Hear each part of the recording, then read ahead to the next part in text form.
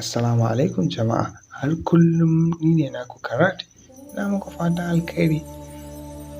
A baya mun ji illolin da wasu daga cikin abubuwan da ake haɗa man bleaching suke kawowa irin mercury da kuma hydroquinone. Lallai yau zan yi amfani da wannan damar wajen faɗo illolin corticosteroids.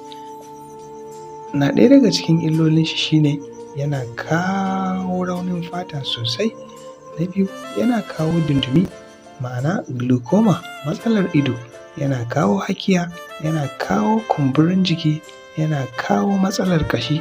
Ga mata masu yin bleaching lallai yana kawo musu tsaiko wajen al'adarsu, ma'ana yana musu wasa da al'ada sosai, yana rage yawan girma, sannan yana yawan amfani da wannan corticosteroids yana kawo hawan jini da kuma ciwon siga, kamar yadda masana suka yi bincike a ƙasa irin ta Dakar da kuma Senegal.